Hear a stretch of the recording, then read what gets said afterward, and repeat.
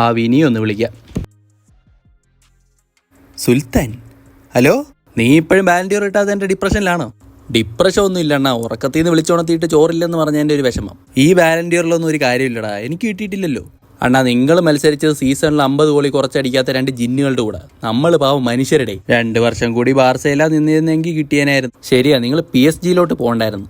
അത് തിന്നിട്ട് എല്ലിൻ്റെ ഇടയ്ക്ക് അറിയാൻ്റെ ഓരോ ഒന്നും പറയണ്ട. ഞാൻ നമ്മുടെ നാഷണൽ ടീമിലോട്ട് പോകാൻ വേണ്ടി റെഡി ആവുമായിരുന്നു. നിങ്ങൾക്ക് വീണ്ടും പരിക്കായില്ലേ?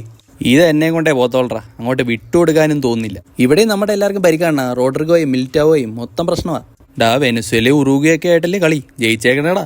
ആ മഞ്ഞ ജേഴ്സി കയറുമ്പോൾ ഉള്ള പ്രശ്നം ഇപ്രാവശ്യമെങ്കിലും ഒന്ന് മാറ്റണം. ഞാനിനി എന്തായാലും അടുത്ത വർഷത്തേക്ക് കാണത്തുള്ളൂ. ശരിയണ്ണാ, ഞാൻ അങ്ങോട്ട് ഇറങ്ങുക. നമ്മുടെ റഫീനെ എയർപോർട്ടിലോട്ട് വരാമെന്ന് പറഞ്ഞിട്ടുണ്ട്. എൻട്രിക്കില്ലേടാ?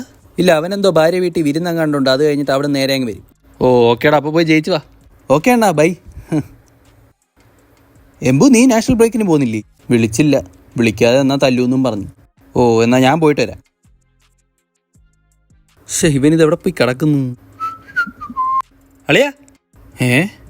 ഓഹോ, എടാ കാട്ടാളോ. ഓ, ഒരു മിനിറ്റ്.